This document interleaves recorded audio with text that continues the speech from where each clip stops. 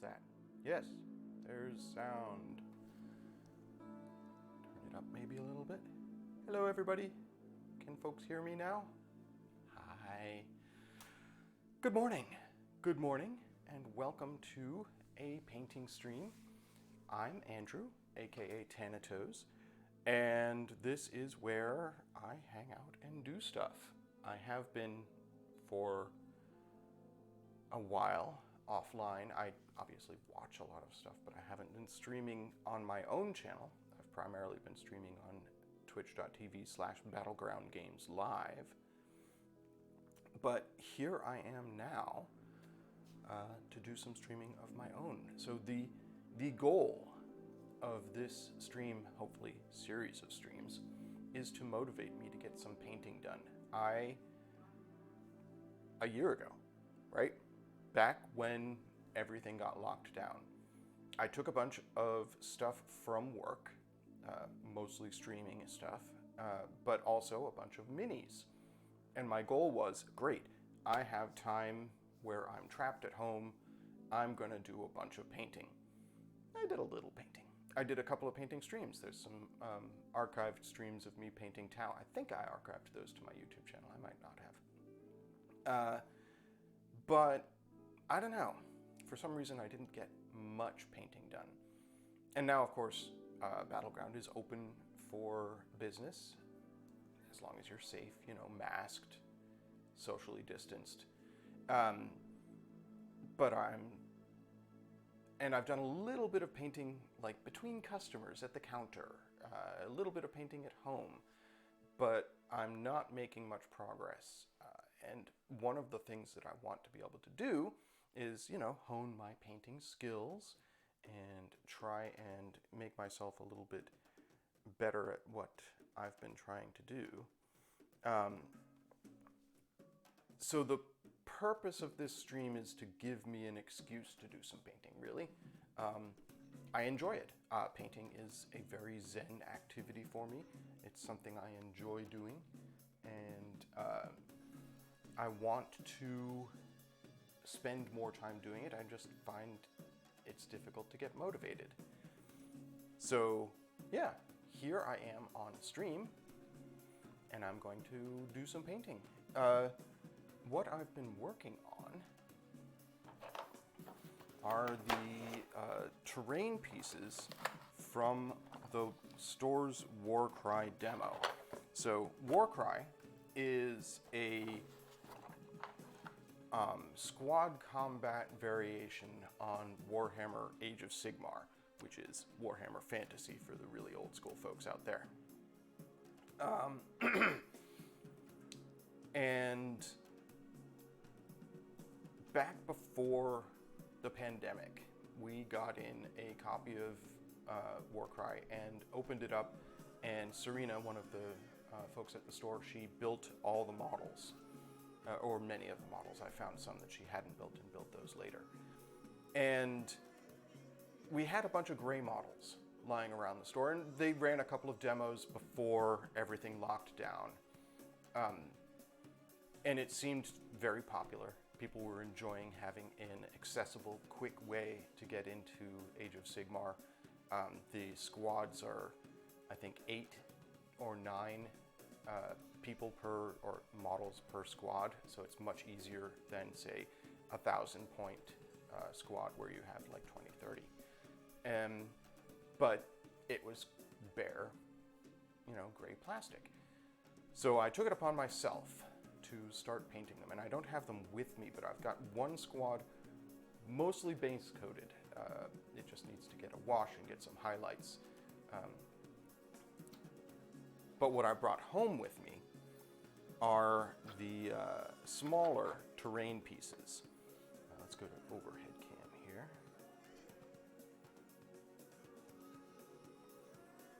Wonder at my painting surface. Obviously, we're in my kitchen. It was a convenient place to set things up, and I was not going to paint on my nice dining room table because, in spite of all precautions, sometimes paint will escape, and I don't want to paint my dining room table. I don't want to paint the kitchen table either, but that's why I've got the cardboard down. Anyhow, so these are some of the terrain pieces for Warcry. And these are the smaller ones. There's obviously much bigger terrain pieces. I just haven't, I didn't bring those home with me.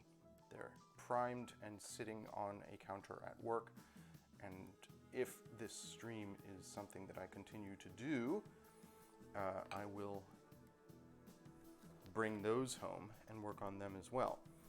So there's a couple of these little stone wall sections, and there's these. You can see I've done just the so the pointy bits of these, but these are wooden planks that go between the terrain pieces so that you have bridges.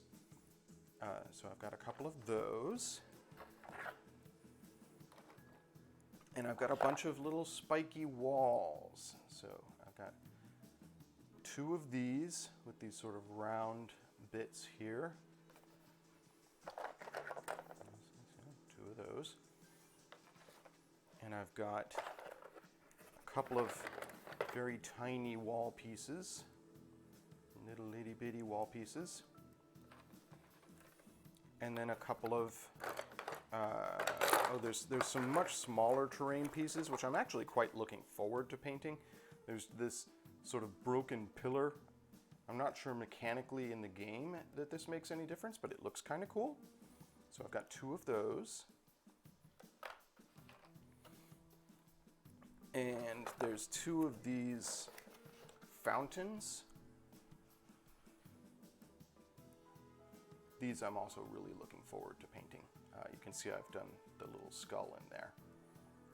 So I've got 2 of those. And then I've got 2 slightly larger wall pieces. So this spiky wall piece with the round bit, this is a little bit smaller than that.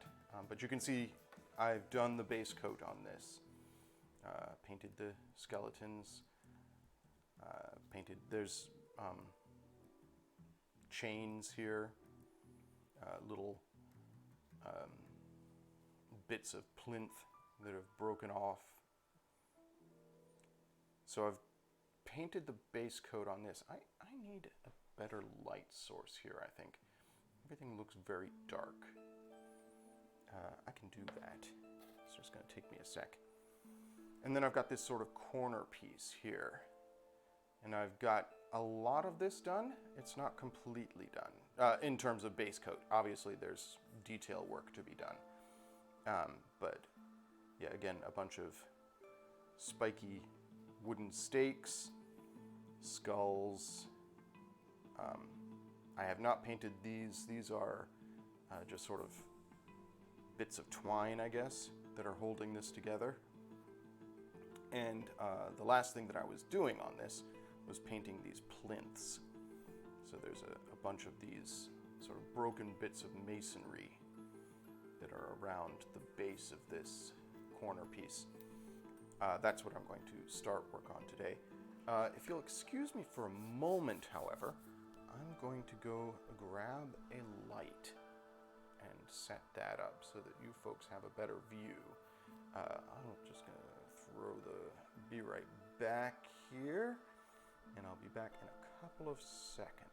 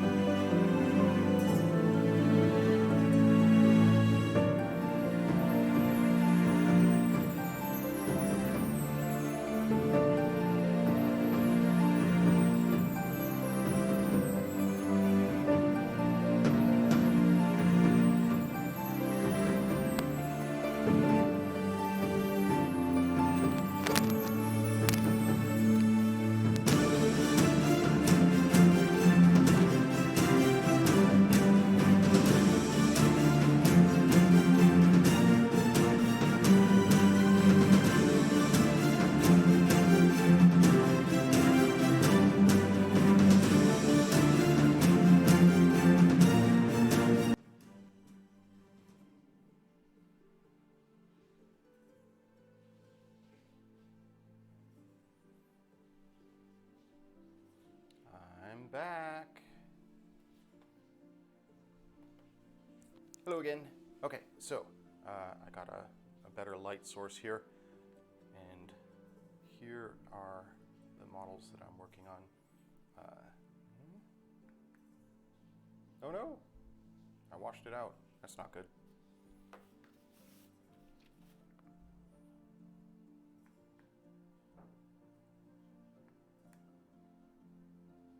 a little better. There we go. So yeah, this is just base coat done on this one here, and this is the one that I am working on. So I've got my workstation set up here. I don't have a wet palette, but what I do have, these are packing label backers. They are just wax paper, so very handy to use as a palette. This is something Amanda discovered, that they make an excellent palette. I've got my water. I've got lots of paint brushes and paints.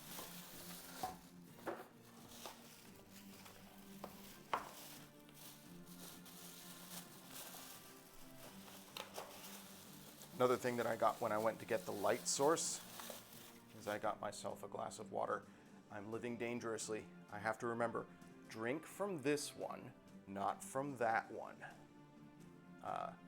And dip your paint or your brush in that one and not in your drink. This is a common mini painting thing. So that's your public service announcement.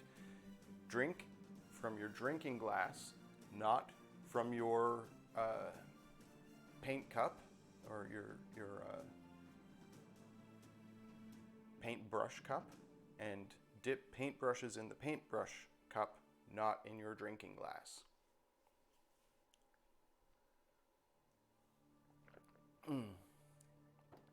Yeah. Streaming is thirsty work. All right, here's a question for you guys. Where are my paintbrushes?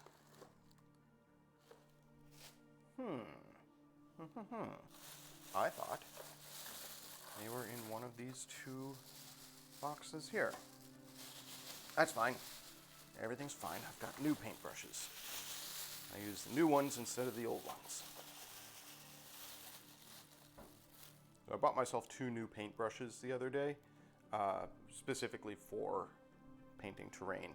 They're a little bit larger than I usually use. So I've got a medium layer brush and a regiment brush, which is intended for painting larger groups, sort of when you need to paint quickly. I'm certain I have said this before on stream, but I am not fast. I am a very slow painter, which is mostly fine. It just means it takes me a while to get anything done. Let's see, I've got one more brush. Oh, that's a tiny one. That's a Psycho. That's for fine detail. I'm a little upset with myself that I don't have my brushes. I really wonder what I did with them. It's fine. Everything's fine. All right. I mean, obviously I must have left them at work, which is not what I intended to do. All right, so for today, we're going to start out with Deck Tan. This is Vallejo paint, which is my preferred paint. This is, when it says deck, it means ship deck. This is intended as a World War II painting color. It's the deck of a ship, but I like it because it is a very slightly bluish off-white, and I use this a lot for things that need... yes, my cat is making noise now. So what we're going to do is we're just going to apply that to these what I believe are intended to be marble. I'm at least going to try to marbleize them. If you look, I don't know if you can see it on camera here, but I have done a little work trying to marbleize this here.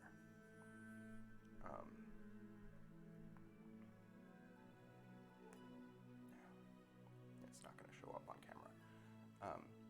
But I've done a little work with just a little bit of off color there. Oh man, now it's all washed out again.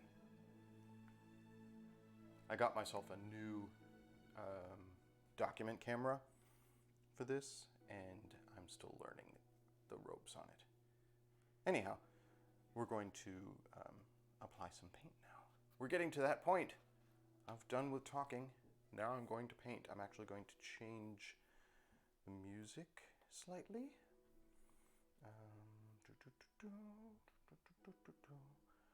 Where's my streaming soundtrack? There. For anybody who's curious, I use Miracle of Sound as my background music. Miracle of Sound being a really fun Irish musician who does songs and music based on video games and movies primarily. He's also done a metal album, but I don't listen to that as much. I enjoy it, but it's not really the mood that I'm looking for in my stream. So you'll note I've taken my glasses off. So that just means I can't read Twitch chat. I'm not saying don't chat in Twitch chat. Obviously, it would make this a less lonely experience if you were to hop in Twitch chat and say hello. But I'll just have to pop my glasses on to see what's being said. But I am not young, and my eyes have reached that point where it is easier for me to see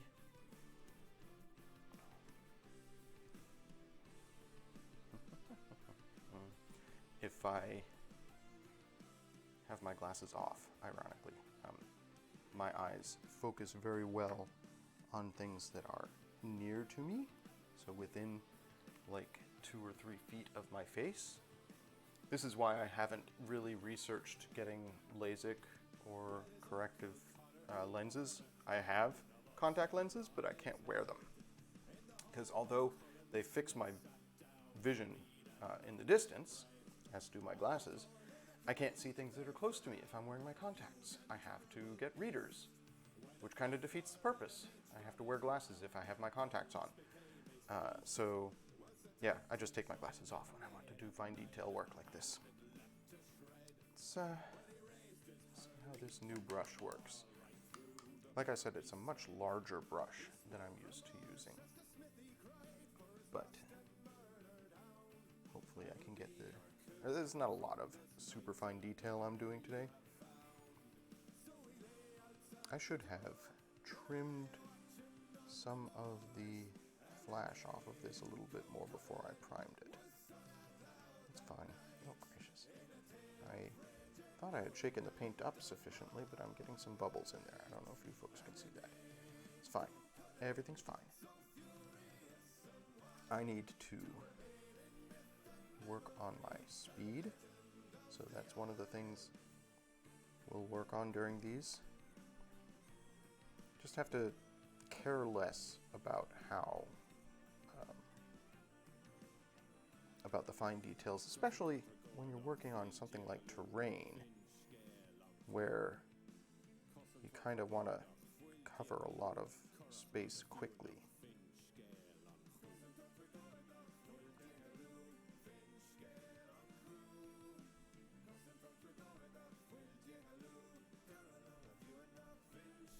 I don't really want to glop this on. So, a piece of advice that I have gotten a lot is that I should water my paints down more, and you're probably right. Perhaps this is why my speed is so slow, is that I tend to get heavier amounts of paint. There's a lot of bubbles in this, and I think it's the brush. I think the brush is thicker than I'm used to working with. It's either the brush or I didn't shake the paint up enough.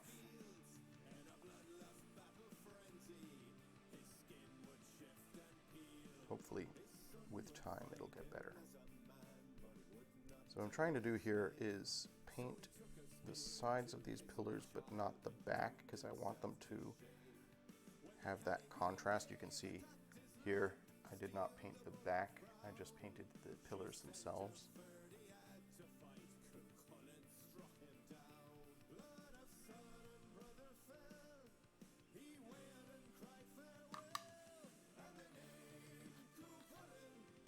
I use the paper towel both to dry the brush and tip it, so I'm sort of rotating the brush as I'm drying it, which tips it a bit to keep the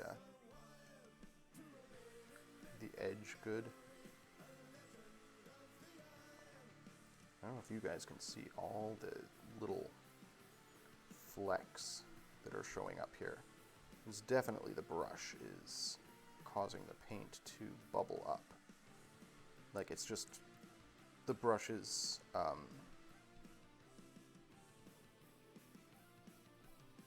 has enough space between the bristles that air is getting mixed into the paint as I apply it. And I'm not super happy with that. But I don't have an alternative because I don't have enough brushes. I really wish I knew what I did with them. Oh god. Really glopping it on here. I'm not used to this brush at all.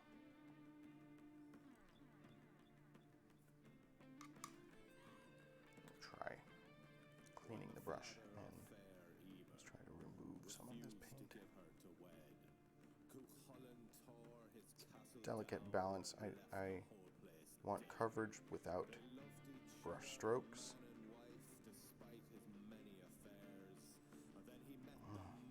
Yeah, I'm not enjoying this brush at all.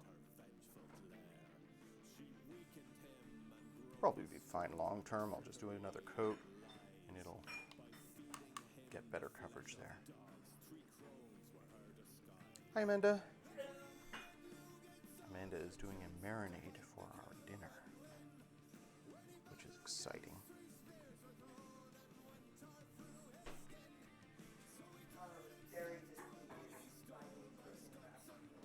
How dare you?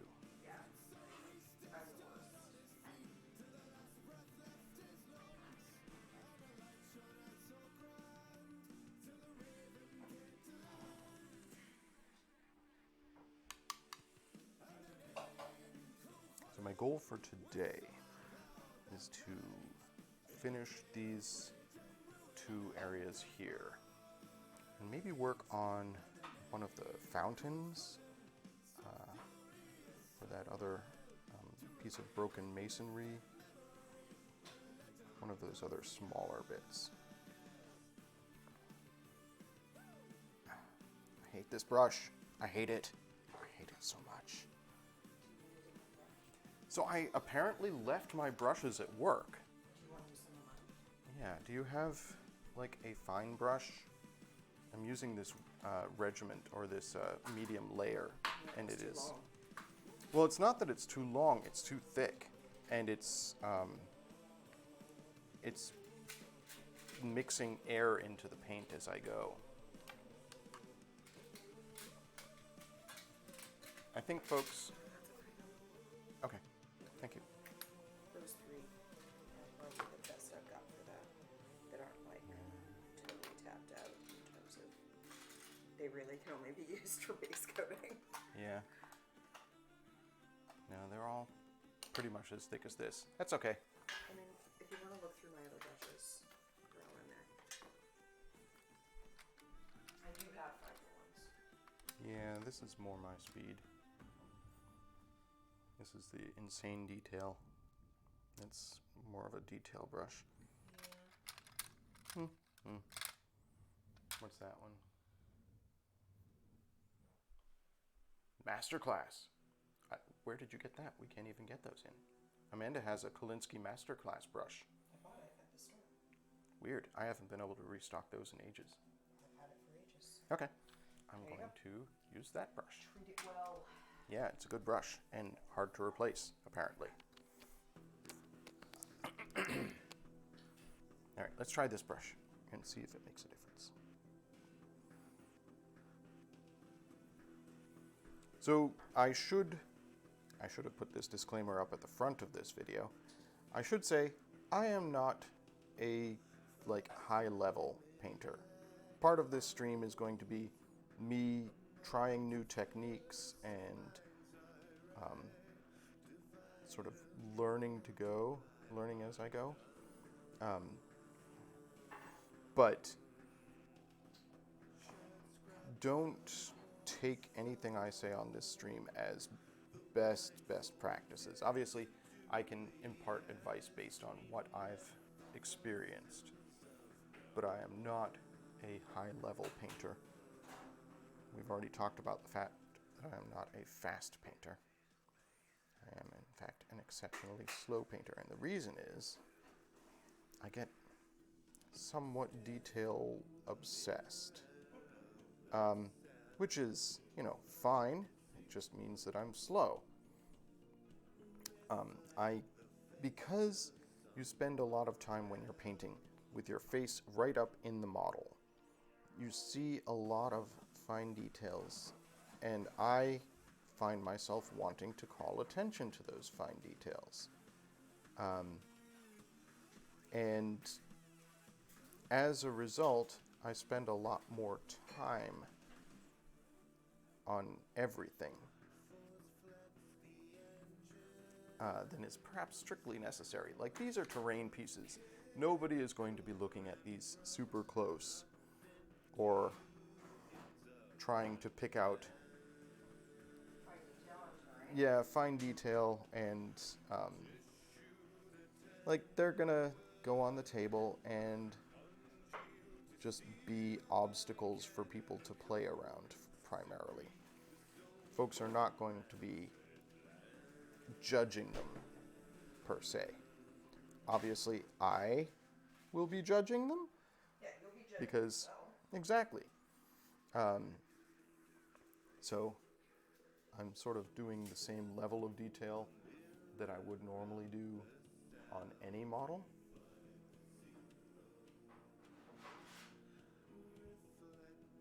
Which perhaps is why I have not finished any of the terrain pieces yet.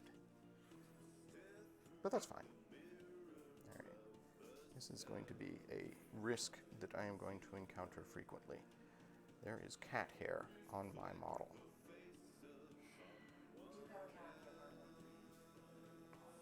I believe it is actually...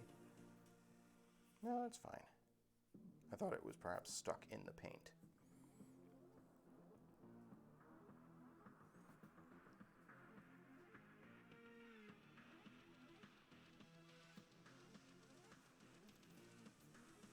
Very quiet in chat. Yeah. It is, as Amanda says, a Sunday morning, so some folks may not be awake yet. Some folks may not be on Twitch. Certainly, any West Coast friends of mine are probably not up yet.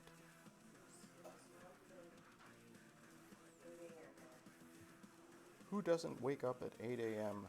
on a Sunday? Well, I've already... No. So, hey, chat. I got my first vaccination shot yesterday. Woo! And yeah, I'm super hype about this, but it kind of knocked me out. And it did. I slept very deeply and very long. I normally, under normal circumstances, I'm generally up at around 7 in the morning. And this morning, I got up to feed the cat at 5, as per usual, conked right out and slept until almost 9. Yeah. It's fine.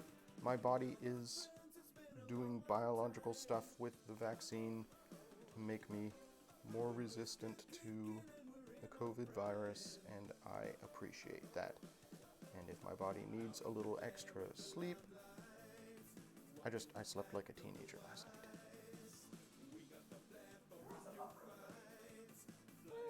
How late I was up?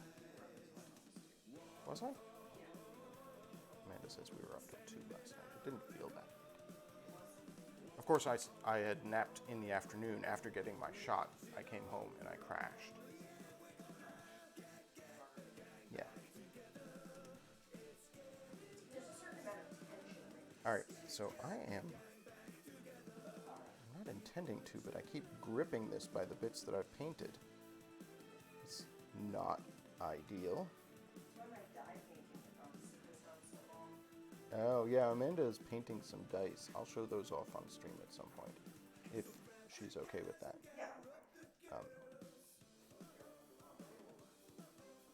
But Amanda got herself a bunch of very cool, unpainted, unfinished dice, so they still had sprue lines on and stuff.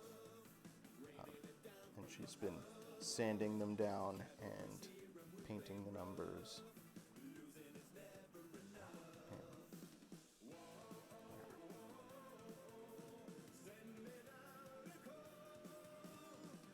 So one of the things that took me the longest to sort of dial in on when I first started painting was how much paint to get on the brush.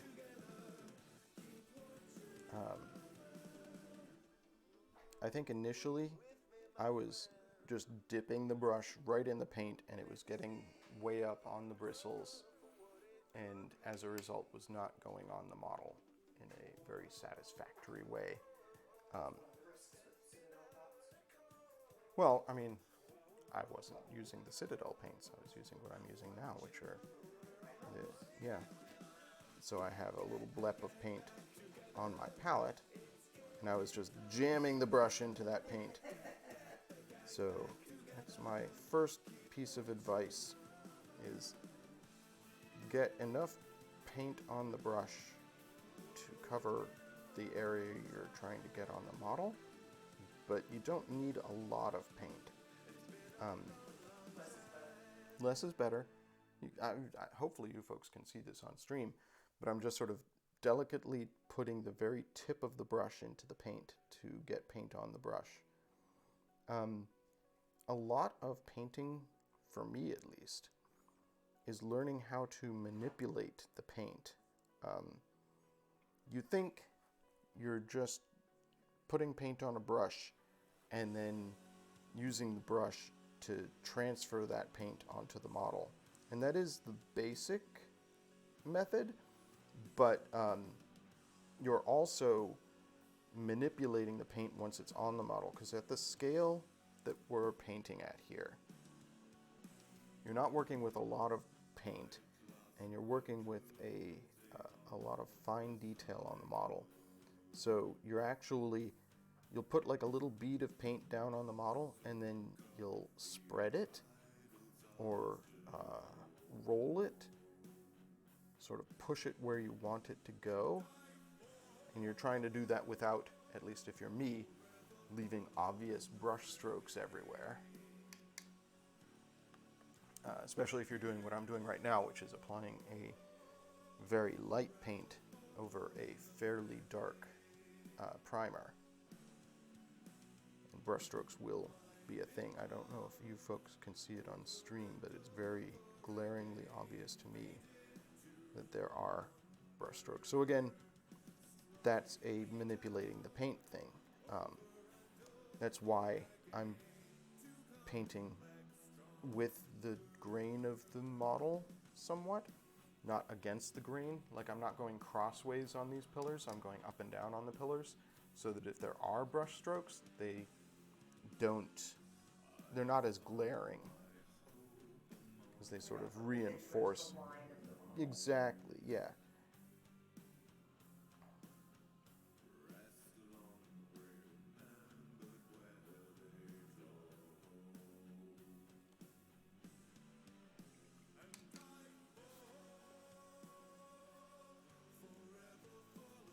So what Amanda's working on is a marinade for some steak strips. Yeah, I did all the steak strips last night. Yeah, the steak is still a little bit frozen. Already cut into strips, so I can sort of pull them apart. But it's a Korean barbecue marinade, which is nice and spicy and very rich, good umami flavor. And we're going to have that tonight with noodles, and it will be delicious. Oh, we're doing rice. Okay. Whatever. This is where I get a little bit obsessive in my model painting. I'm just doing edges now. So when I'm done with this,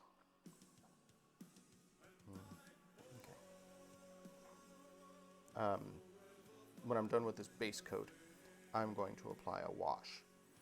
And what a wash does is it gets down in all the cracks and crevices and really makes the model pop.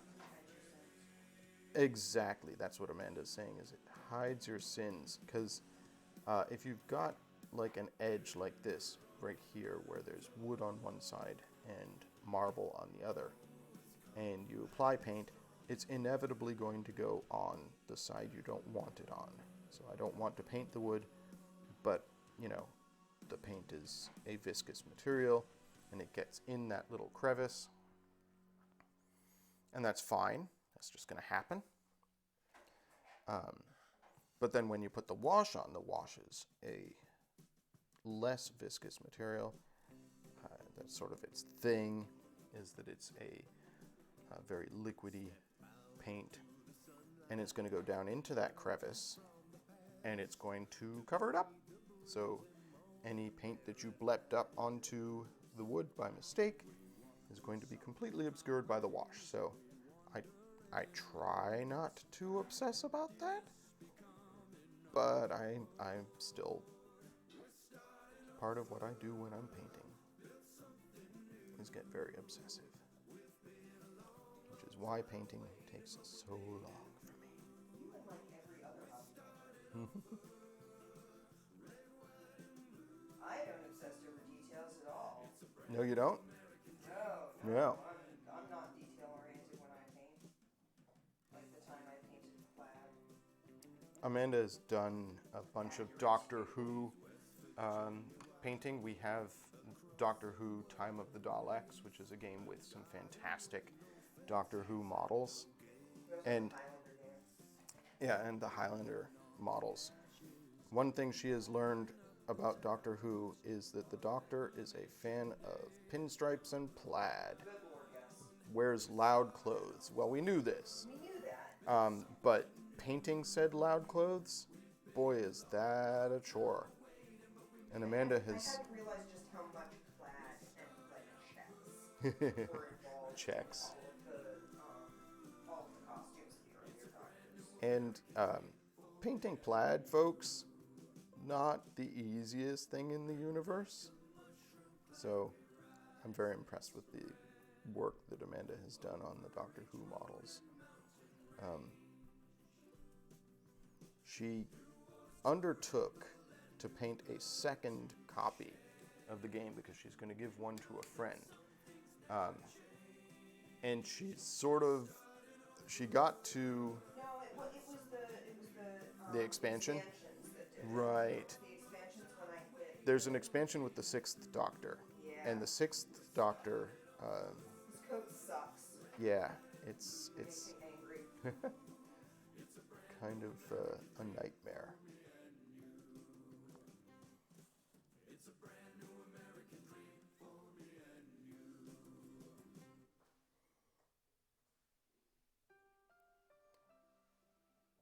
I'm making progress here, slowly but surely. I'm dialing it in. I'm getting better at using this brush that I'm not as used to. It's a nice brush. It is a nice brush, and I am going to take good care of it. So, okay, advice for beginner painters, if there's any beginner painters who end up watching this, you will note that I am dipping my brush in the water and rinsing it off quite frequently. I did not do that when I started painting. I was like, I'll just paint everything that is one color in one go with my brush. And the result is that the paint gets up into the bristles. And if the paint gets as far as the head of the brush, up into the top of the brush there, it spreads the bristles and your brush is gone. It's hard to recover your brush at that point. So you want to do whatever you can to keep the brush clean for as long as possible. Obviously you need to put paint on the brush to use the brush, but you don't want the paint getting into the brush, like in between the bristles, if you can avoid it. It smells good, Amanda. I can smell it from here. I know. The advice that I heard from Derek Okay, Amanda's advice from Derek. was you want to be washing your brush so much that you want to quit painting. Like, you want to just be washing your brush every time you finish, like, A stroke. basically. Yep. You're going to wash your brush so much that you think you're overdoing it. You're not overdoing it. You're taking care of your brush. Yeah. Take care of your brush, and it will take care of you. Because I can tell you, there is nothing more frustrating than trying to paint with a brush that has the bristles spread or has paint dried into it. I had, at one point, I thought a brush that was completely dead because I got it out and I went to start painting with it and it was stiff. I was like, oh no, I didn't wash this sufficiently before putting it away. And I tried to use it a little bit, and it's so hard to use a brush that is stiff and hard, and the end was spread because there was paint down inside the bristles. And I was like, oh, this brush is doomed. I'm going to have to get a new brush, which, it happens. Brush doesn't last forever. But I washed it a bunch, and I sort of, when I was drying it on my paper towel, as I'm doing just now, a big hunk of paint came slithering out from between the bristles, and suddenly the brush was fine. I was like, oh, okay, fine. It was all dried up together in a big clump, and it came out, and now the brush works fine. I didn't have to get a new one quite yet. That was one of the first things I asked Derek, is how frequently am I going to have to get new brushes? And he said, I'm the wrong person to ask because I've been using the same brushes for years.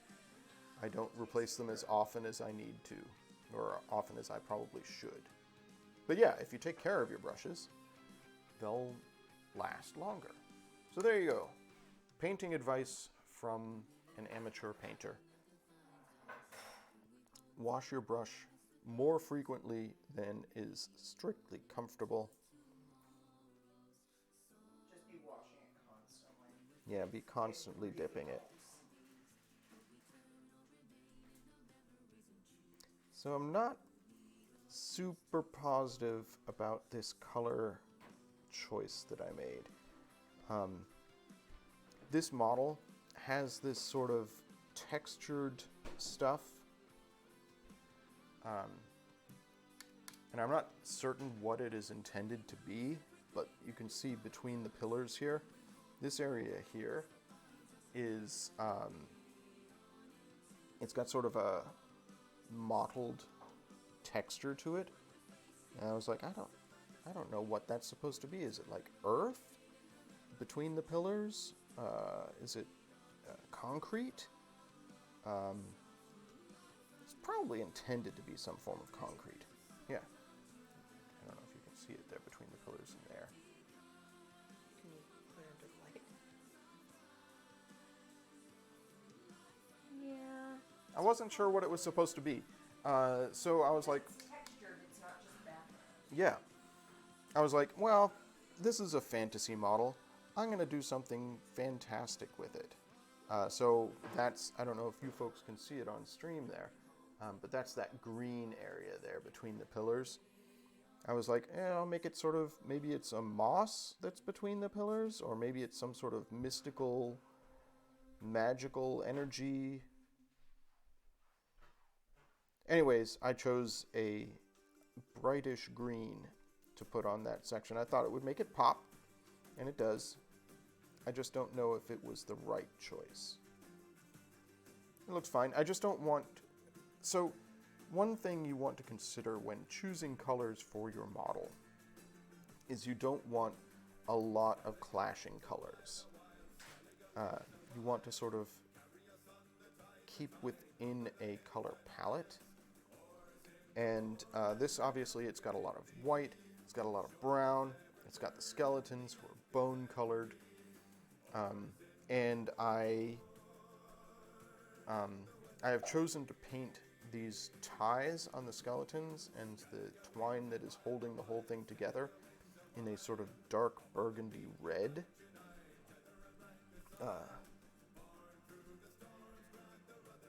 And red and green together on the same model is a very clashy color scheme. But I'm thinking that they're not strictly right up against each other. I don't want it to look like a Christmas set piece. So I don't know. I chose to use that green. Maybe it wasn't the right choice, but I'm gonna stick with it. Here you can see. It's true. When you put a wash on a model, one of the things it does is sort of unify the model as long as you're using a single color wash on everything. And I'm just going to use Nuln Oil on these. Yeah, it makes everything the same shade, somewhat. Sort of like a sepia wash will make everything a sepia. A Nuln Oil wash will make everything just look universally sort of black and dirty. It also tones the model down. So one thing I always advise beginning painters who come into the store and are picking colors for their first models, I'm like, okay, you're going to want to first prime your model, obviously, if it's not pre-primed. A lot of the D&D minis we carry are the WizKids pre-primed minis, which are fantastic. They're already built, they're already primed, they're a fantastic thing to learn to paint with. And then you're going to want to choose your base colors. And you're always going to want something that's much brighter than what you actually want the final model to look like. And it's going to end up, so this looks almost cartoonish if you look at the dark brown of the wood stakes and the light brown of the pointy bits. It looks like something out of a Bugs Bunny cartoon. And that's, not what the final model is going to look like, because when I apply the wash, it's going to tone everything down a notch, and it'll look much more cohesive, like Amanda said. It'll also look a lot less garish, a lot less cartoonish. So a wash does wonders for a model. I'm going to paint this little bit here. I don't know if you folks can see that because I've painted it now white, and it's not going to show off as well. But there's a little arrow there on the plinth. I'm going to do that in a metallic. I don't know if I have any pieces here that show off. Oh, here. On the larger terrain pieces for this model, there are these reliefs that are on the pillars. They have this sort of a crown thing and a guy with a shield with lightning on it. And I'm going to highlight bits of that with a metallic to make those bits sort of pop out of the masonry. And this is actually the bottom part of one of those on this broken pillar, so I'm going to do that when I get to the fine detail on this. just a tiny little speck of a detail, but that's the sort of thing I think about when I'm painting. I'm like, oh, look at this little bit here. How can I make that stand out? One of the things that I love about painting is discovering the details in the models. And obviously everything from Games Workshop has so much fantastic fine detail in it. And that's something that I really enjoy discovering as I'm painting it. You start out with this hunk of gray, and it's just a big blob of gray. And there's no detail whatsoever on it. But the detail is already there. You just have to discover it as you're painting. And it's your task as a painter to make that detail pop out so that anybody looking at that model can be like, oh, look at that. That looks so cool.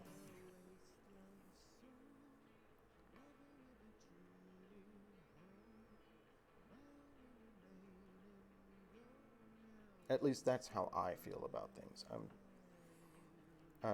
Serena's attitude towards painting is, if it looks good when you hold it up at arm's length, it's fine. With the result that she has large painted armies, and I have like 12 Tau. Maybe not even that. Because I get all the little fine details and get obsessed with it, and she's like, no, I want to have models to play on the table. Yes, Amanda.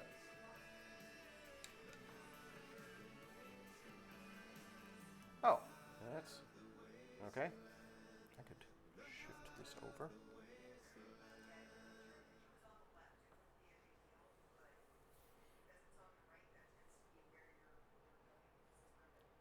Yeah. Okay. Fine. We'll just do this. There. Thank you, Amanda.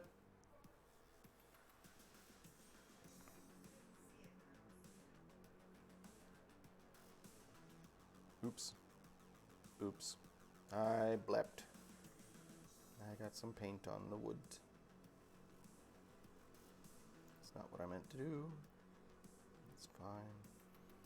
One thing about painting, it's easy to paint over a mistake.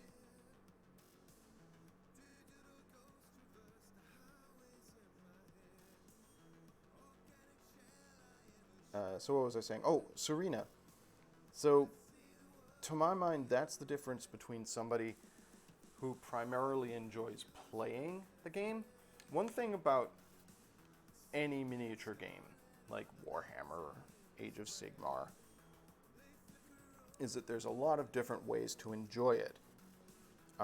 I enjoy the modeling and the painting aspect. That's what I primarily do. I hardly ever play in any games. Just because that's where I get the most enjoyment, is in the painting and modeling aspect of the hobby.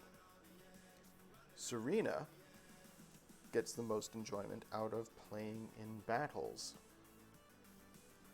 And as a result, this past year has been really hard on players like Serena, because it's hard to get together and play a game with somebody when you can't get together with anybody. I think there have been folks playing webcam games of Warhammer. I'm not sure how that works. But I think a lot of it is just electronic boards and non-physical pieces. Which, really, that's very disappointing to me. I mean, for somebody who's there for the rules and playing the game and the challenge of, earning points by doing stuff on a battlefield.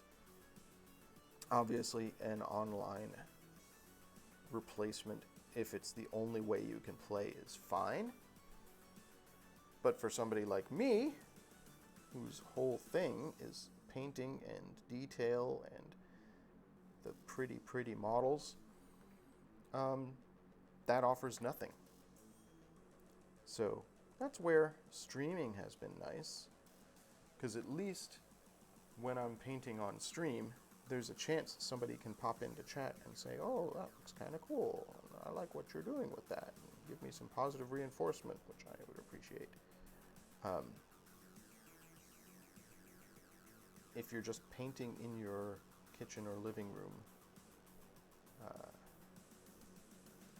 you don't get any opportunity to show off your models, except for, I guess, you can post it in the Discord, which I have done as well, or put pictures on our Facebook group. Our Facebook group, if you go to the Battleground Games and Hobbies Warhammer 40k group, there are so many astonishing paint jobs shown off there on an almost daily basis. There's somebody posting posting something that they're working on.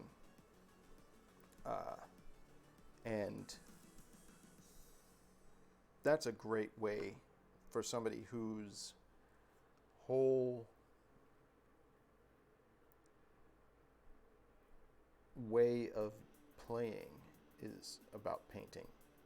That's a great way to get some interaction when you can't or don't feel safe doing it in the store.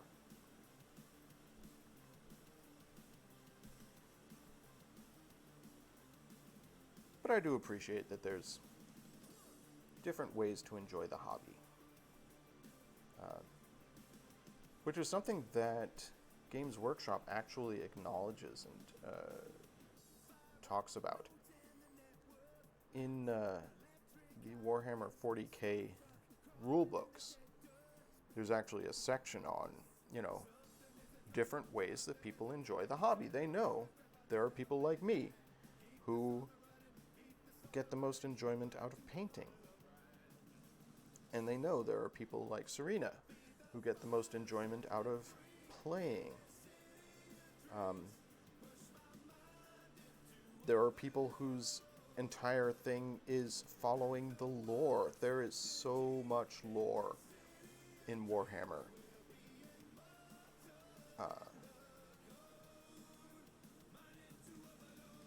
And they publish all sorts of books, novels, and stuff that explore that. So there's lots of different ways to enjoy your hobby, and they're all perfectly valid.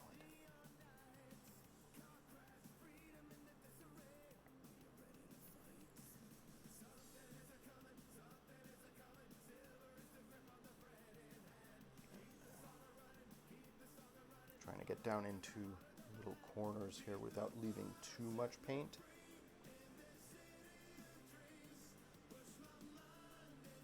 One thing about doing corners that I've found is you often end up mashing the brush in, and that's not good for the brush. And this is not my brush, so I don't want to do that. I don't want to ruin Amanda's very, very nice, very hard to replace brush. So I'm trying to be delicate today in applying paint into all the nooks and crannies.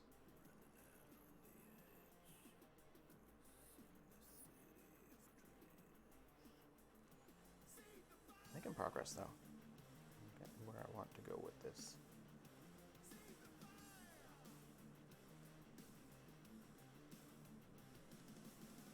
One thing I have discovered in doing these terrain pieces is that they're harder to grip while painting. When you're painting a model, it's got a base, and you can sort of hold on to the base while you're painting. With something of this scale, you have to hold it somewhere on the model, and the problem I've encountered a couple of times now, and actually a couple of times on this very stream if you've been paying attention, is sometimes your fingers grip a bit that you've just painted. You don't intend to do it. It's just like that's the most convenient place to grasp the model. And as a result, you muck up the paint that you've just applied. Trying not to do that. Luckily, I'm working on a corner here, so I can hold it by the far corners.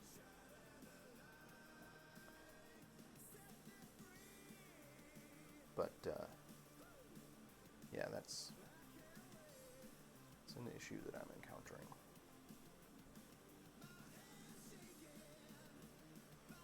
Making some progress. I think at this point you folks can see why, with months and months of being locked away at home, I have not gotten much painting done. It's just time consuming. It's very relaxing, and I love doing it, and it's very zen. I've talked about this before on my streams. My theory is that painting is like meditation, because it involves concentrating on a very small, specific area, and there's almost breathing exercises involved. Not so much when I'm painting on stream, I guess, because I'm talking to you folks, but when I'm doing this at home, or doing this on my own, I dip the brush and hold my breath while I'm painting, or very, very slowly exhale, because I'm holding things very steady while I'm going. So it's like breathe, hold, exhale, breathe, hold, exhale, and that's a meditative breathing exercise just applied to painting. And it's very relaxing, and it sort of calms your mind. So, yeah, painting can be a very zen experience, and I love doing it. It's part of why I'm doing this stream. I want to spend more time painting, and I figure it may help to motivate myself if I do it in a manner where people can hang out with me while I do it. I would love to be able to paint at the store in a group with people, sharing tips and tricks. This is something that we used to do in the before times. We used to have painting Mondays, mini Mondays, and you'd go in and you'd bring your paints, and there would be people sitting around at tables painting their minis and talking with each other, talking lore, talking tips, talking garbage, making plans about what they would do with their models, because we have, or had, things like doubles competitions, and people would talk about the weird lists they had found or were going to try to bring to the doubles competition. I remember Billy in particular was doing a doubles competition list that involved a large number of demon princes.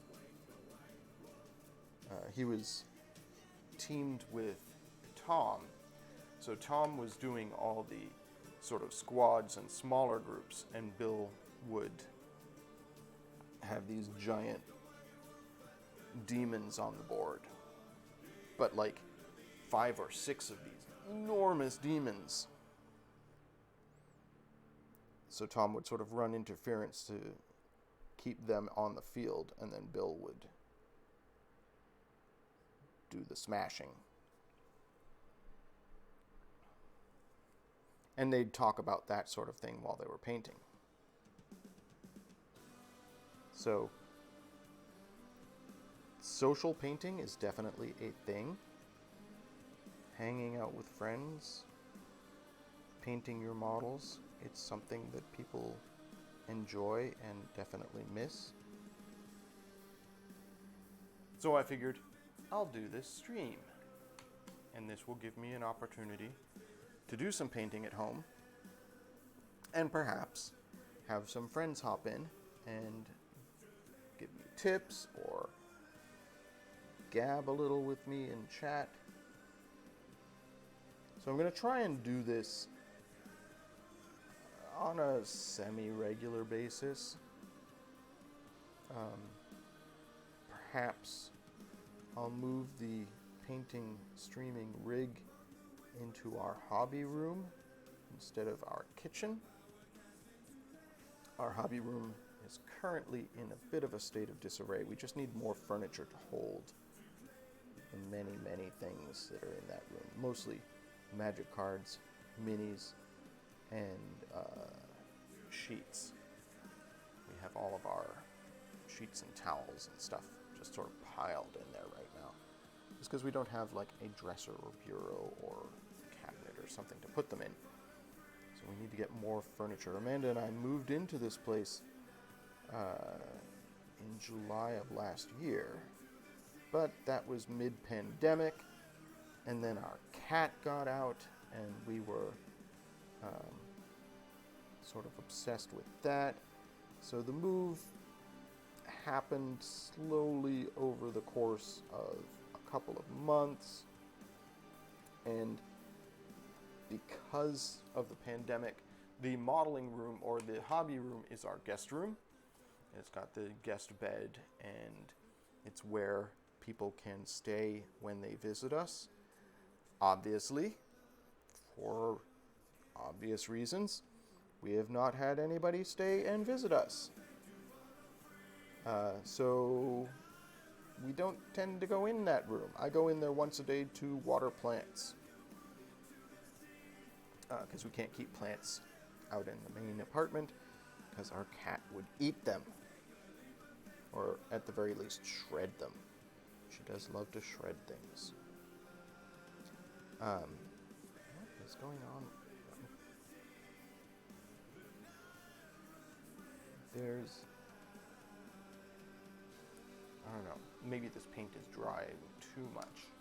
I may need to get myself a fresh blep of paint. I want to finish this corner and perhaps the back of this here, but I'm going to need some fresh paint at some point.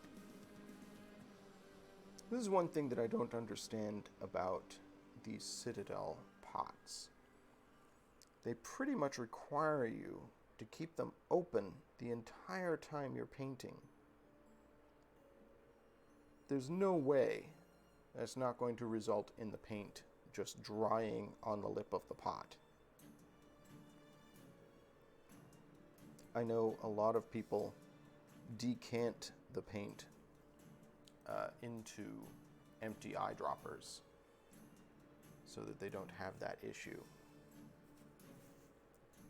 Do have to wonder if that's a deliberate choice on Games Workshop's part, that they know anybody who paints directly from the pot is going to need to replace their paint more frequently because it's going to dry, and it's a intentional thing.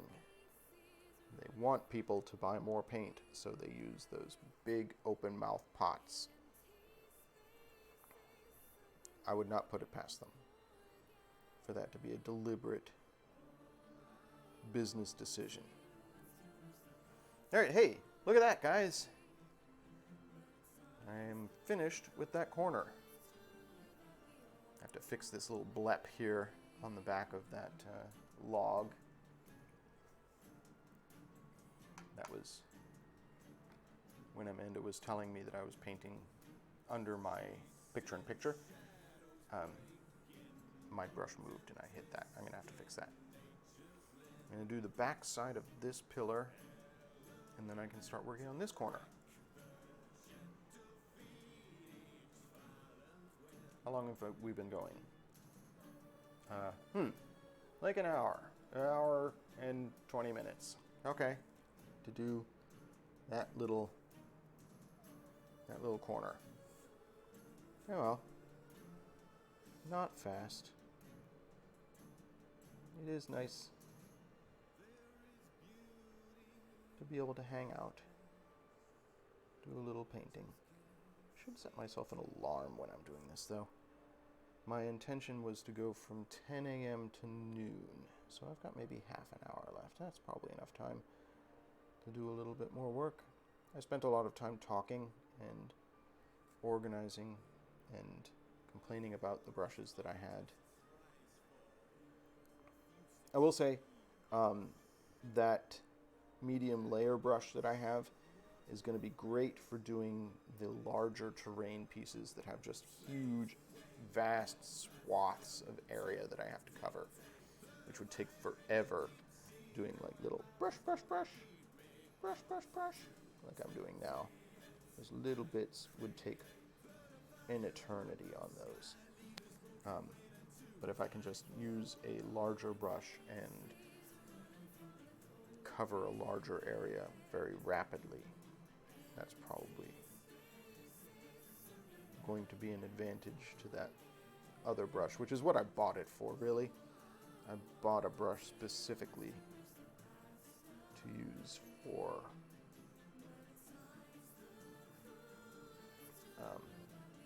larger terrain pieces. I have never painted on that scale before. I haven't done any larger terrain pieces. So that's going to be an adventure, and I'll probably be doing that at some point later this week.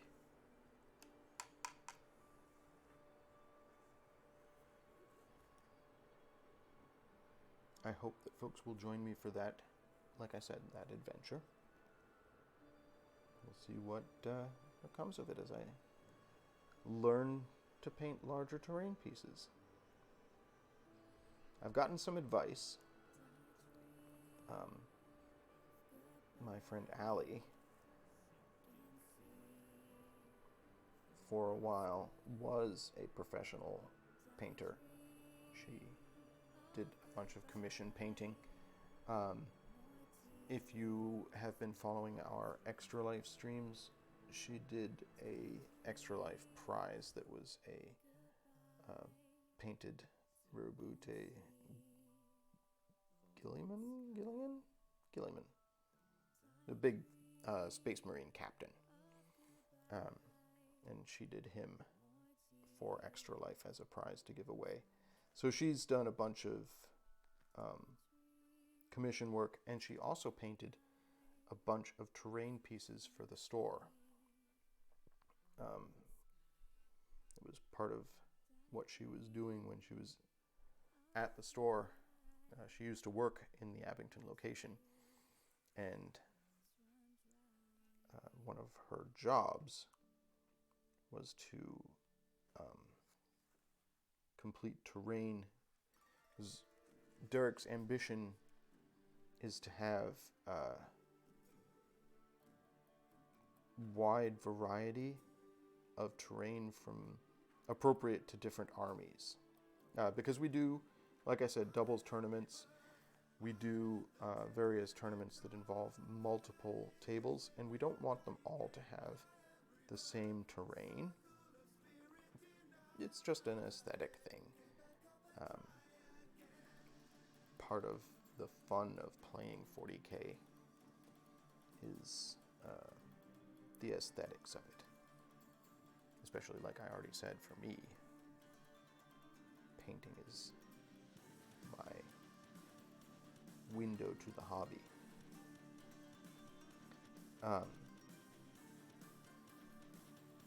But yeah, so we wanted a variety of different terrain for different tables. We have a whole bunch of the big terrain mats that you can purchase. And they cost like $300 a mat. They're not cheap. So if you've got, like, say, a volcano terrain, it would be silly to have all wooden pieces on it, right? You want something that looks appropriate to a volcano.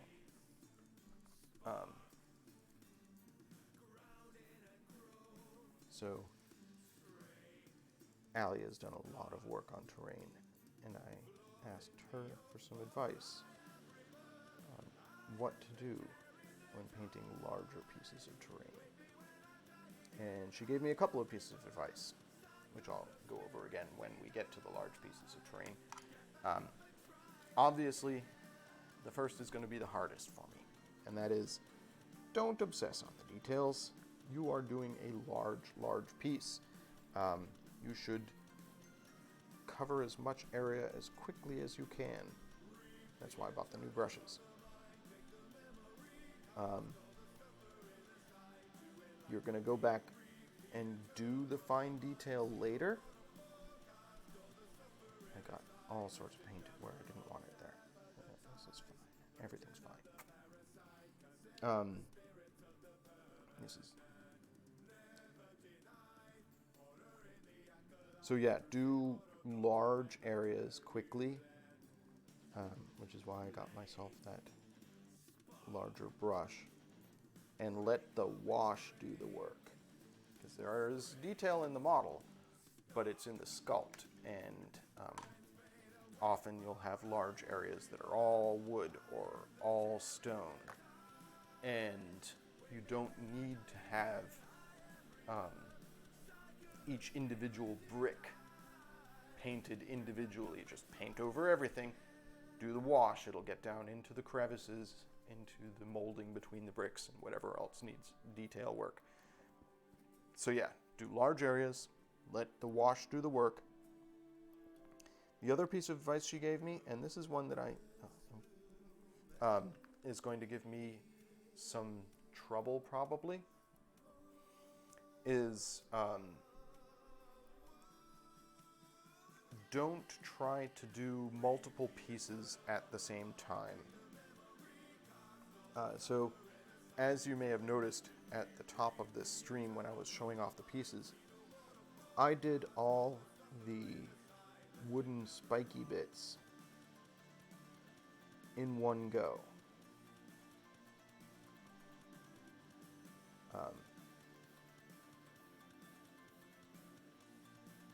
Just so that I wouldn't have to constantly be reapplying paint and reopening the paint bottle. I just did all these sort of wooden pointy bits on all the pieces at once. And Allie's advice when working on much larger pieces of terrain is don't give in to that temptation. Don't assembly line things. Concentrate on one piece at a time, which I guess makes sense on a couple of levels. Like, the reason you assembly line is that you've, for example, put out a blep of paint, or you've opened your paint pot, and you want to get as much done with that paint before it dries as you can. So you do all the bits on all the models you have that are that color. This was actually one of the earliest pieces of advice that I got from one of the regulars at the store, was do all the bits that are one color together at the same time,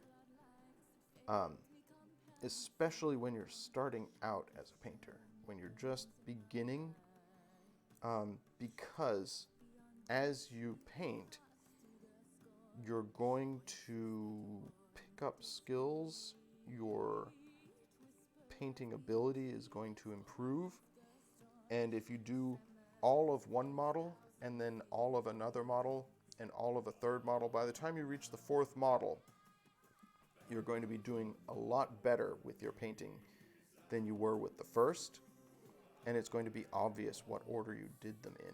They're not going to look uniform because, you know, the later ones are going to look so much better, and then you're going to have to go back and repaint the earlier ones, right? So Paul's advice to me was, do the assembly line thing. So do all of, you know, the flesh-colored parts in one go. Then do all of the next part all of the socks or whatever, the undershirts. Both because, you're going to be opening your paint pot less, or if you're using eyedroppers like I do, because I use the Vallejos almost exclusively, you're not going to have to put out paint on your palette as frequently, because you can use one blette for a bunch of different models before it dries. So for smaller models, assembly line is the way to go. But Allie's advice on painting large pieces of terrain is don't do that. Don't assembly line. Concentrate on one piece at a time.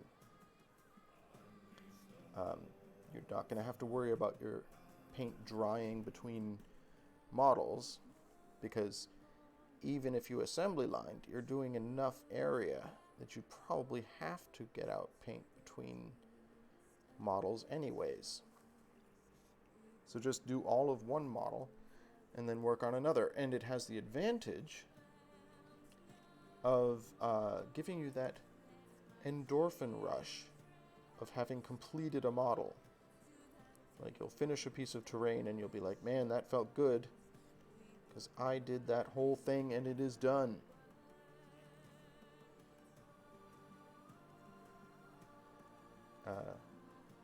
So yeah, she said, let the wash do the work and don't assembly line. And I've already ignored her. I've already ignored the advice I got from the expert, because I assembly lined these things. But these are smaller pieces, so I think it's okay. I think it's going to work out just fine. And I can get a little endorphin rush from having completed a piece of a model.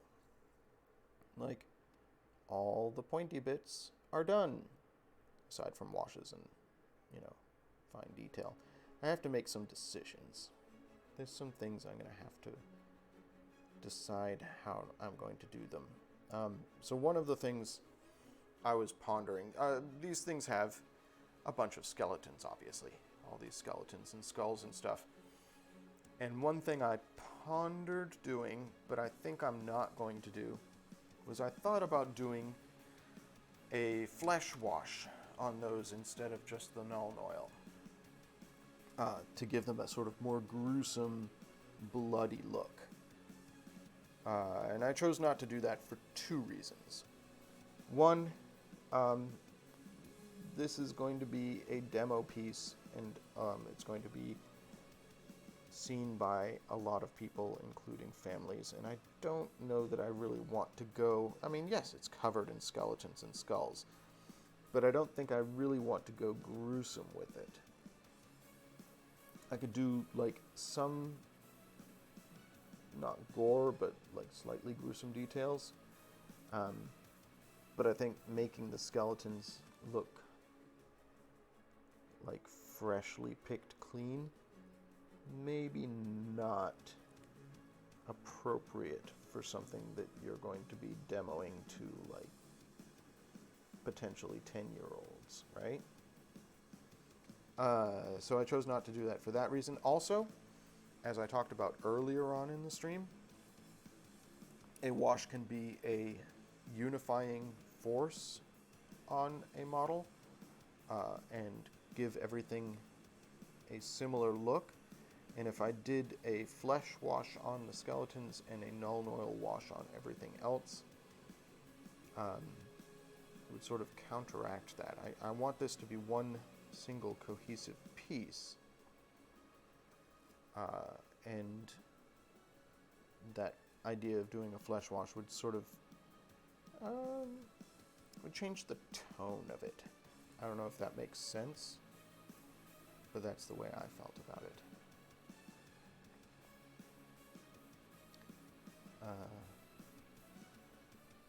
So yeah, that's the sort of decision-making process I go through while I'm painting. So I'm thinking, what should I do for the next step? Should I do a flesh wash on these skeletons? Should I just use a Null Oil dark ink wash?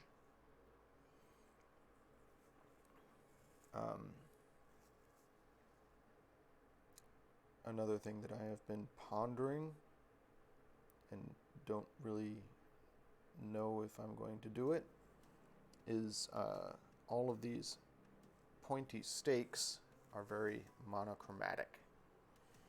And I was thinking maybe I should have like some gore on a couple of them, as if people had tried to leap over them and been impaled.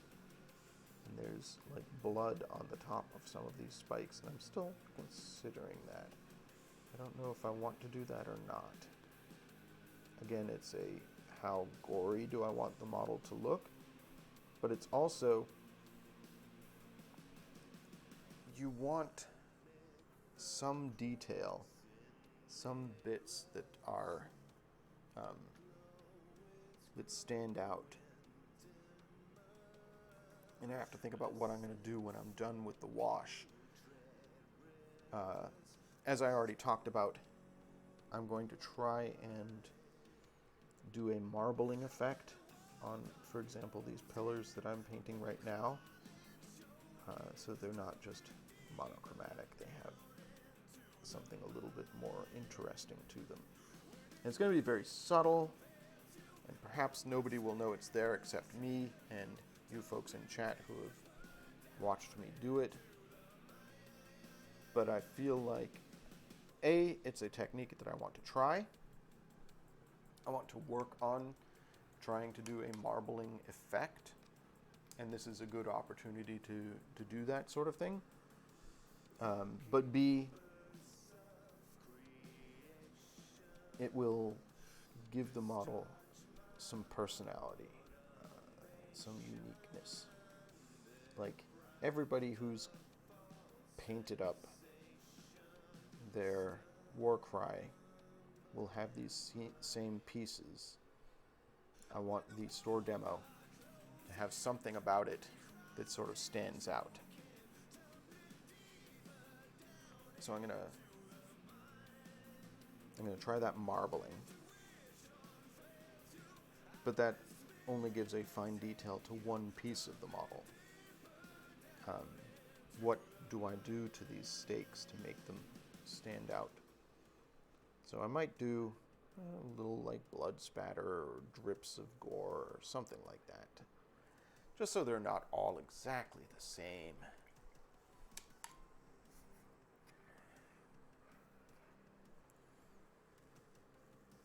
I like variety. I like fine detail.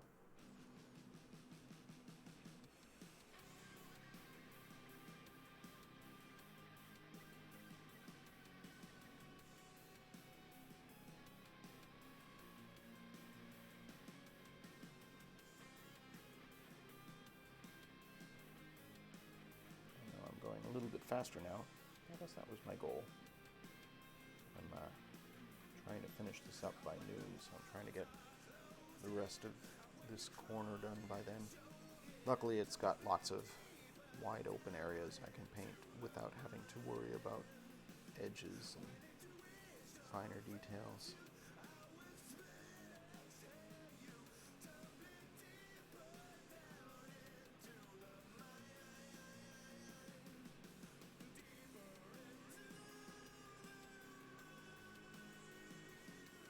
Making progress, though.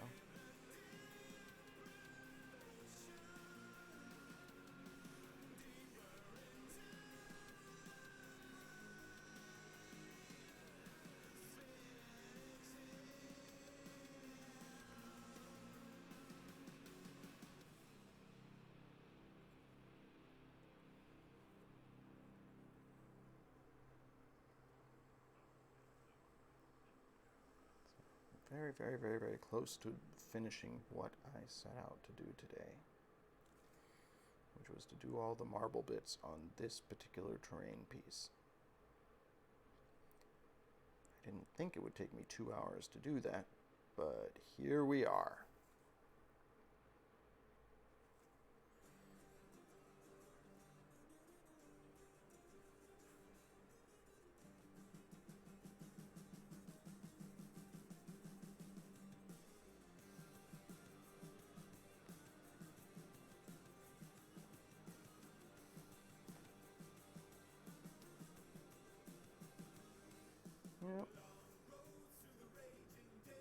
thought I had set my chatbot to periodically post stuff in chat, and my chatbot seems very quiet. It could just be that there's nobody to chat to, so it knows that. I don't know.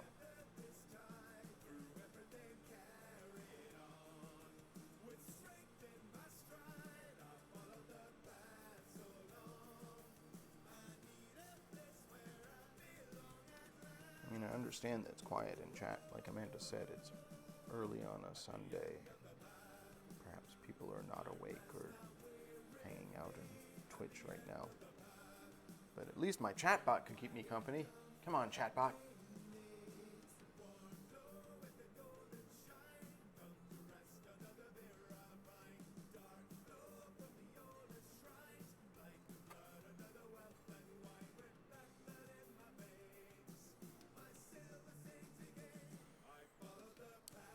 Part of the difficulty I'm having here is holding the model without touching any of the bits that I painted today, because I don't want to ruin any of the bits I've already painted.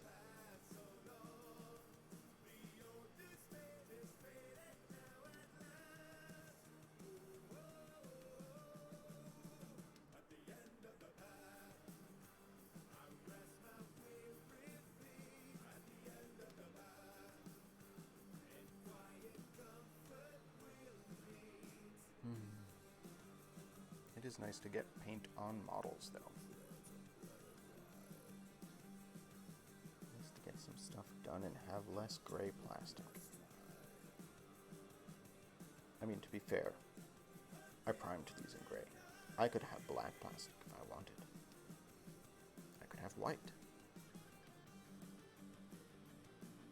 I figured gray was a good neutral color, and on some of the larger terrain pieces, there's a lot of stone that's probably going to be gray anyways, and I might just not paint it. I might just leave it gray and let the wash make it pop. The wash and obviously some dry brushing and other after effects.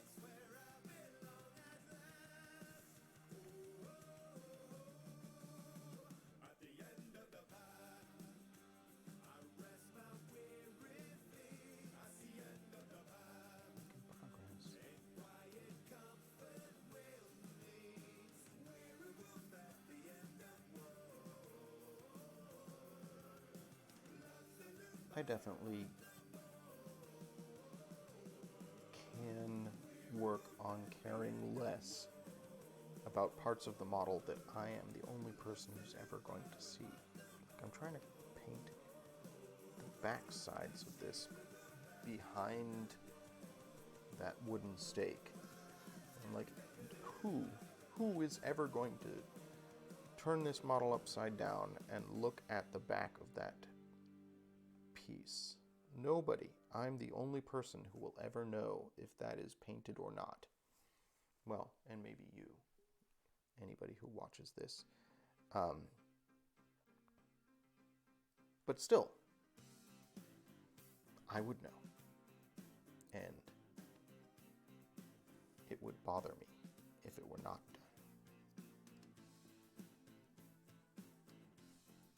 It's the sort of thing I need to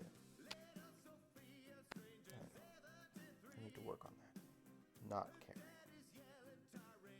I'm not good at not caring. And maybe that's a good thing. Maybe in the larger picture, that says something about me as a person. And I'm actually quite happy with not being able to not care. Just in this particular case, like the back of a model that nobody else will ever look at. Maybe that's a case where I could not care, maybe. Not in cases of, people I will never meet experiencing tough times that I care about. And I don't want to not care. Perhaps it would make my life easier if I didn't, but I'm not that sort of person, and I don't want to be that sort of person.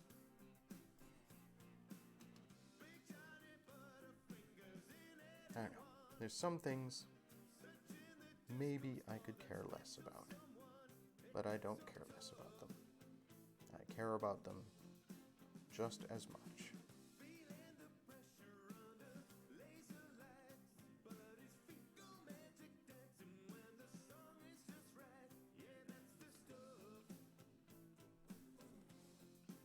Making some good progress here.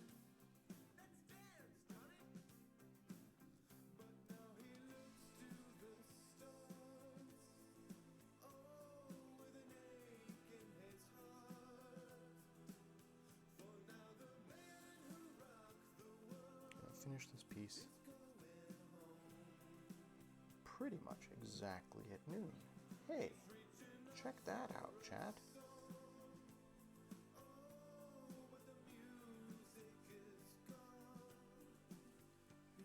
Oh, hey, Lobster Revenge. Yeah, I need to reposition my camera if I'm going to continue doing this. I need to get a better angle. It's a balance of putting the model close enough to my face that I can see what I'm doing and having it on camera so that you can see what I'm doing.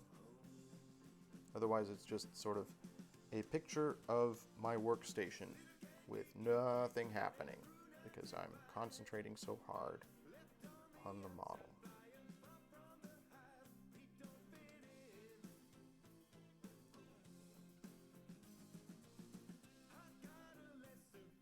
But welcome.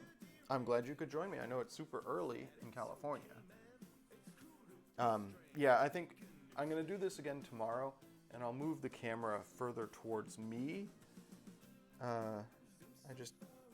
This was the first time it's actually the first time I'm using this camera. I got myself a new zoom camera because the zoom camera I had been using, is very old and had been causing computers to crash for some reason, which is less than ideal. And B, oh, there goes chatbot. Just needed somebody to be in chat to talk. What was I saying? Oh, yeah, the new camera, the old camera that I had been using belongs to Battleground. I stole it from work when the pandemic started so that we could use it here. And I will have to return it to work at some point so that people can stream from Battleground. So I bought myself a new zoom camera, and I'm still learning with it. I need to get a better idea of what its field of view is if I'm going to be using it for this circumstance. Yeah, new zoom cam. It's got a taller base, so I can get it further from things, I feel. I don't know. I have to play with it.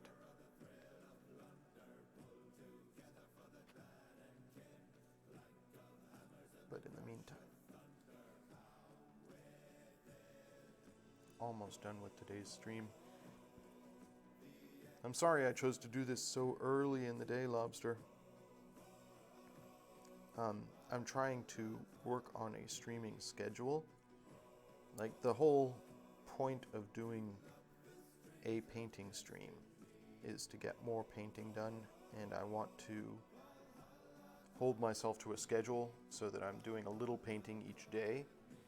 And the time block that is consistently free for me in a day is the 10 a.m. to noon time block. There's only one day a week when that is not free for me, and that's Saturday when I'm at the store.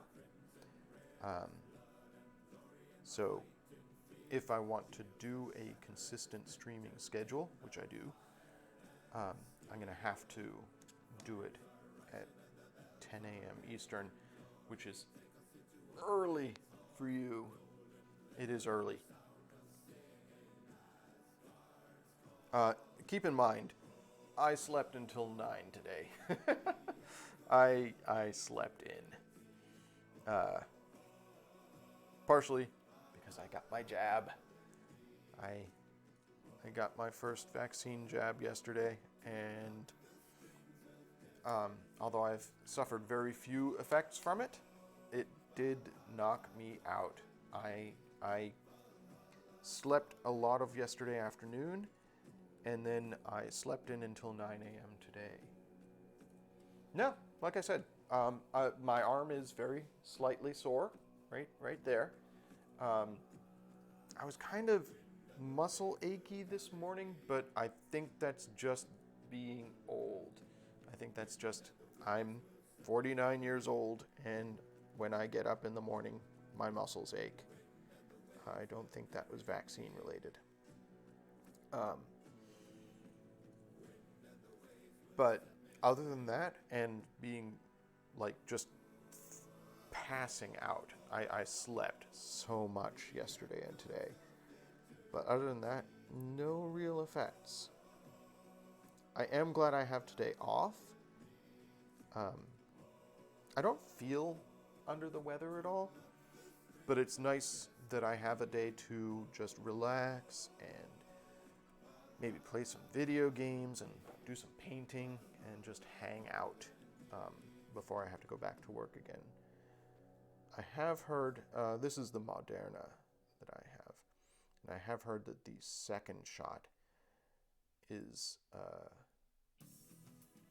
a bigger deal than the first shot, that it takes a little bit more out of you. But we'll get to that when we get to that. Hey, so my goal for today was to finish all the marble pieces on this particular piece, and I've done it, I think. Let's look at the back. Yeah, so I did all of this, that, all around there. I did the front of this, and I did the back of this right on this side here. It looks pretty good. I got all the pieces that I wanted to paint today. So tomorrow, we're going to continue work on this piece. We're going to get all of these little bits of twine here. As on my first piece that I finished, I'm going to do those in this nice dark burgundy red. It looks really good in contrast with the wood and with the skeletons. So we're going to do that tomorrow. And then the base coat on this piece will be done. So I'll have two pieces with done base coats. The next step on those will be getting in with a wash. Or maybe, like I said, I'm going to do some marbling on these. So I might work on that tomorrow as well. Just fine detail. Just do some marbling on these pillars and stuff on this model. And if I have time tomorrow, I'd like to start work on these little fountain pieces. I don't really know, in the context of the game, how these work as terrain, if they're just obstructions that people have to walk around, or if they're just purely something that looks cool. But I'd like to start getting some paint on them. I'm actually planning, as one of the things for this piece, to put a resin, sort of clear resin thing into the fountain there to make it look like it's filled with scummy water. Just because I haven't worked very much with resin. I've got a bottle of it, and I'm going to do that as a way to try out new techniques. That's something that I want to spend some time doing. But in the meantime, I feel like I got done what I had hoped to get done. I have had a lot of fun today. I'm glad, Lobster, that you could join me right at the very end. I'm glad you could be here. And I hope that in future, this will become something I can do on a more regular basis, and perhaps some folks will join me as I do more of these. But in the meantime, I'm going to say a good afternoon to everybody. Thank you for anybody who is hanging out or decided to watch the VOD, or thank you, Lobster, for joining me, and Amanda for hanging out while I did a little bit of work. I really look forward to doing some more painting. I think this is going to be a good way to motivate myself to get more painting done. Once I'm finished with all of this terrain, I'm going to work on more figures, because there's 2 more armies, well, squads. They're small, like 8-person squads. 2 more of those to work on for Warcry, and once I'm done with the Warcry demo, we're going to move on to a new game. So I have plans. I'm painting a lot of stuff. If I can make this a regular thing, that would really be, that's sort of my goal, is to do a little painting every day if I can. Perhaps I will not stream every day. That could burn me out. I have to work on that. But at least this today has been a good proof of concept. I did get some painting done. I learned a little bit about my camera, which is that I need to move it a little bit closer to me so that I paint more on stream and less off to the side. But these are valuable lessons, and that's what I'm here for, is pushing myself and learning new things and getting more done. So thank you so much for joining me, and I will see folks again sometime in the future. I don't have a closing card, so I'm just going to say goodbye, everybody. Thanks for joining me, and I'll perhaps see you tomorrow. Bye-bye.